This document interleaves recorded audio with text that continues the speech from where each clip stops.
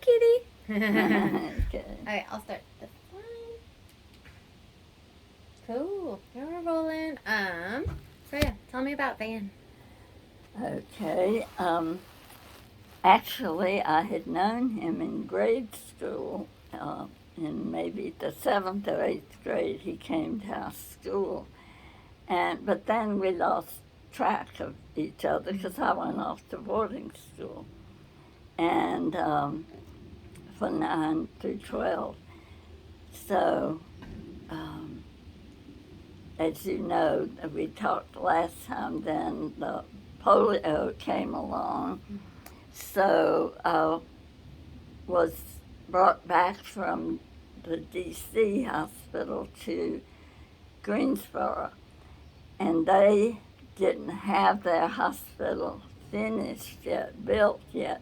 So we were in converted Army barracks. And so, since mine was a different kind of polio than most have, because it's the brain stem and your face and neck are your swallowing and breathing are muscles are what get paralyzed. So I had to lie flat, totally flat, no pillow or anything.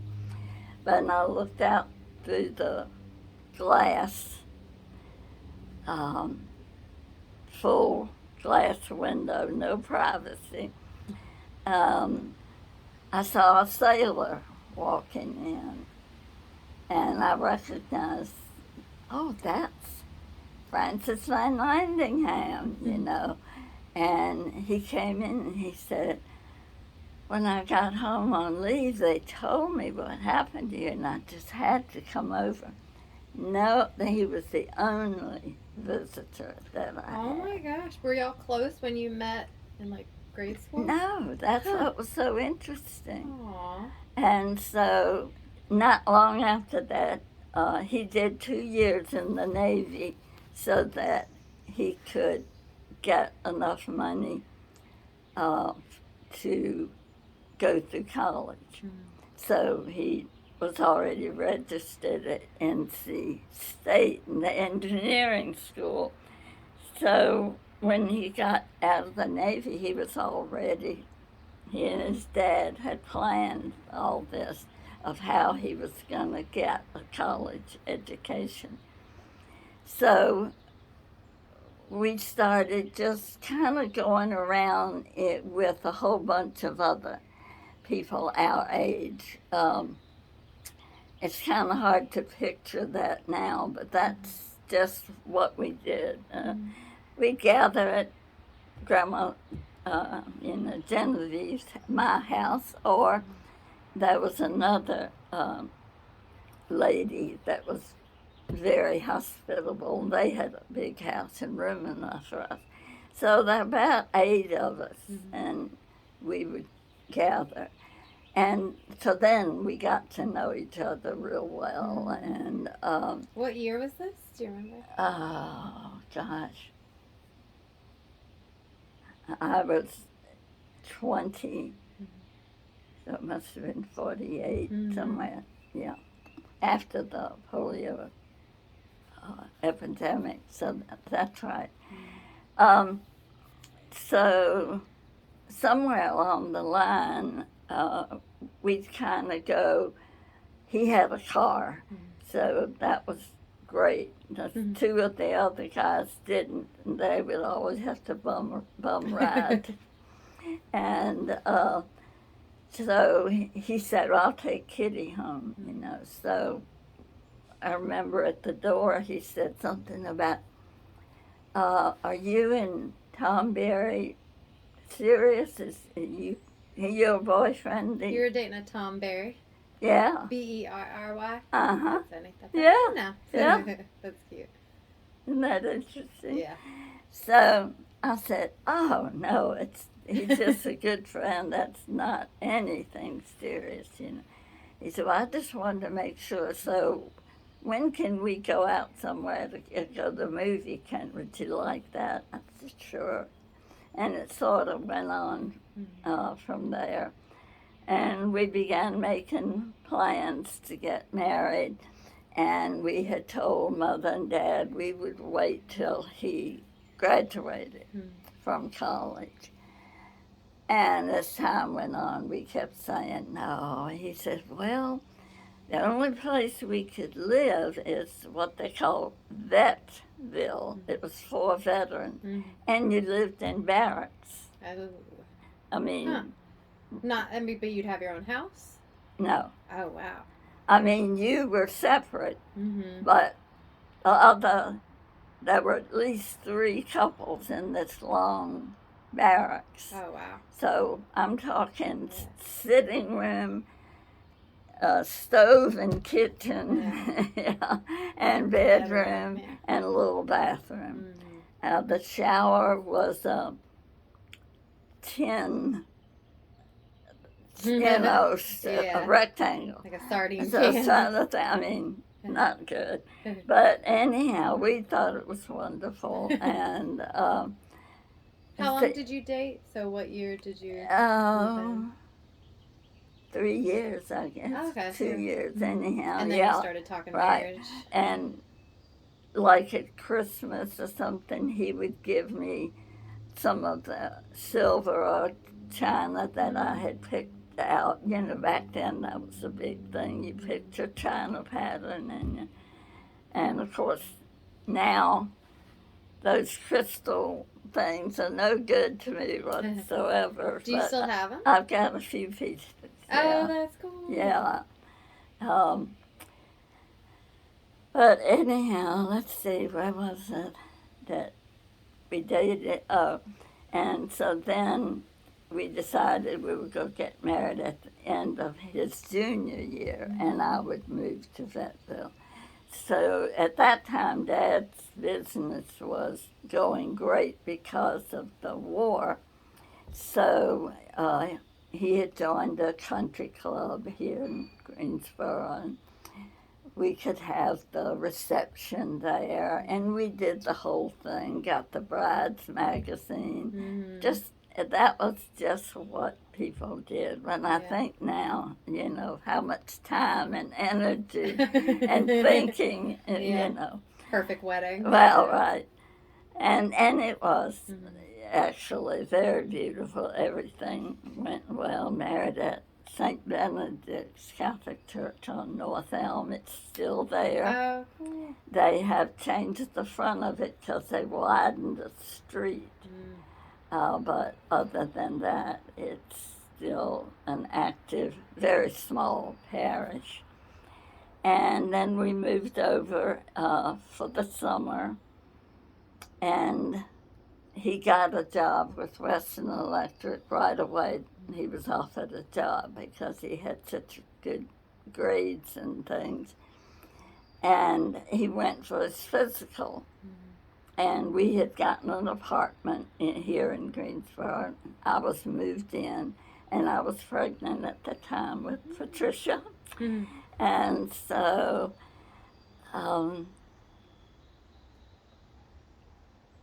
they found a lump in his neck, and he had mentioned that to me. He said, "That's something here. You know, it feels swollen." Well, it was a lymph gland. We didn't know that then. We just thought, wonder what it is. So when they found out that, they said, well, you need to go to a surgeon. Well, the surgeon knew what it was right away. He told us later. But he went into the surgery, and Grandma waited with me. My mother waited and time went on and on and on, and we knew something was wrong. They never mentioned cancer before the surgery? So when the surgeon came back, he told us, he said, "I'm sorry it took so long. I worked so hard because I wanted to try to get it all, but it was just wound through the whole area." So we went to see him in a week, and that was late June, I guess, and that's when he told us it was a cancer of the lymph glands that was, he didn't even say like 90%, and he just said it's usually fatal. Sometimes people can live as much as 5 or 6 years. But usually it's less than that. Yeah. And you will need radiation treatment. So that would get one, and it would go away, and we were on high heaven. And that's when no job would take him once they knew he had cancer until we found the one in Asheville. So we moved to Asheville in what I call my dream house. It was beautiful. Do you remember the address? Isn't that funny? It's Beverly Road, but I don't remember the number. Do you remember what it looked like? Like the front of it? It was a typical ranch all the way across with a picture window. Somewhere, I don't know whether we still have it, there's a picture of the two girls. Susan was 9 months old when we moved up there, and of course Pat was 13 months older than she was. So there was very little difference except a little bit in height. And they're looking out that picture window, and it's just, off the head or something. It's so cute. We'll have to find that. I don't know if who has it or is it still around. But anyhow, everybody in the neighborhood just about had little children. It was that kind. And that's when I met Celeste Rast that had the place in the mountains that y'all visited. She was a neighbor down the street and took me under her wing, sort of, and introduced me to everybody. She had a little coffee for all of us to get to know each other. Went back that far. I mean, yeah. That many years. Yeah. That's awesome. And I guess maybe 14 months, if I remember right, later, another lymph node, I think this one was in his chest, happened, and he began to get jaundice. So we knew that was serious. That means the liver is involved, and something else was going on. And about that time, he got a letter from a professor of his that he had really, they both worked together, and he really thought the world was in. And he was getting into a project on nuclear energy, and he wondered if Anne was interested. I mean, that came right at the time that we didn't know what to do. So he was always worried that he would die. He said, I want to have us near your family in case radiation doesn't work. Well, it did. It worked. We went back and we got a place in Raleigh so that he could be at NC State and work in the lab with these guys. They called it a fellowship, which is a little bit of income. But he kept looking for part-time jobs. He had a paper route in one of the dorms, and he used to do that when he was an undergraduate, so he knew that was good money. He did all that while he was undergoing radiation? Yes. Wow. Do you remember, did he feel crappy all the time? If he did, he never made a big deal over it. The one time I remember when we were living, I can't remember, I don't remember the exact days. I think I've blocked a lot of this out. But I do remember him coming home from a radiation treatment. And when he came up the steps of this horrible apartment we were living in, 2-story, hot. Goodness, it was hot. But anyhow, he went in and just fell across the bed like that, head down. And I don't know what I said to him. I probably, can I get to anything or something? And he just said, I can't talk. I can't. And I thought, okay. Meanwhile, y'all got some kind of a virus. This apartment area wasn't the best, wasn't too clean, and playing with the kids out there, you got a stomach virus. And I remember that was my most down moment, I think. I didn't know what to do, so I said, what happened? We stayed there, and that's right. This was when they said, this isn't good. We've tried just about everything. The other reason he took the job there is he wanted to see if he could get Duke to follow him, and they wanted to work with him to see if at that time it was prednisone was unknown. Now it's used Common all household the name. time. Yeah. And so he was put in a program where he didn't have to pay anything if he would go with trying the prednisone. Okay. And what happened was, it is so strong, now they graduate the doses very carefully. So they were still working on that. And he would have to they'd take blood every time. I think that's why he was so weak after a while. So when I never went, because I had still taken care of the two of you, one car, of course. I never went into any of these doctor meetings, never met the ones. He would talk about them, like they were his best friends because he went there so often. But somewhere along the line, they told him, this doesn't look good and we don't think this is working for you. So he said, well, let's sell the place he had found for us, the house. Seemed like we were about a year at every house, almost. Yeah, I was like, that's a lot of moving. It was. Yeah.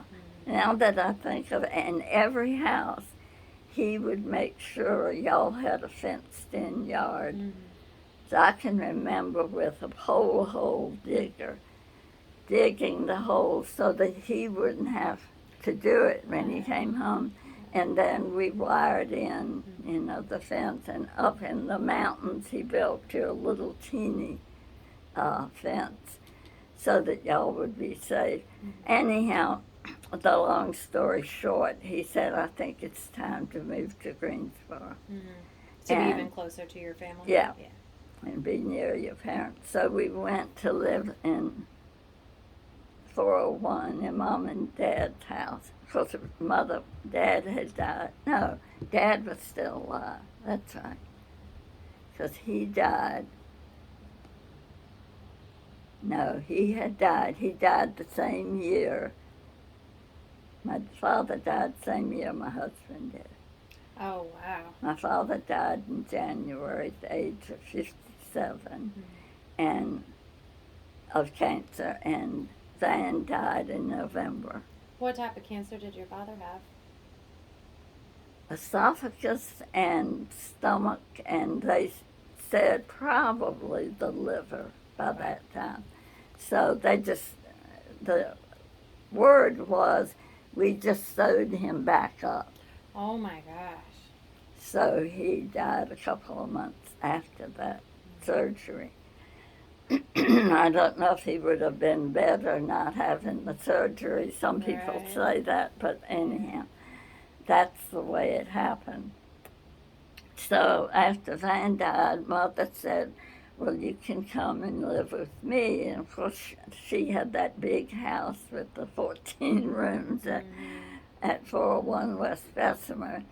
So we had our bedrooms upstairs, and Van had passed when you were still in Raleigh. he died in Greensboro. Because I can remember the bedroom we had together. I imagine I get mixed up about dates, but it was a very short time, matter of a few months, that we were at Mother's house and he died. He hemorrhaged from the stomach. Prednisone, they later said it tore his stomach apart, is the way they put it. Because they just didn't know how much to be giving That's him in right. the first place. They were trying everything, to Yeah. save his life. Yeah. And he agreed to it. I'm sure he signed whatever you do. So anyhow, that was not a good time. And we had looked for a house because he didn't want me living in us continuing to live in Mother's house.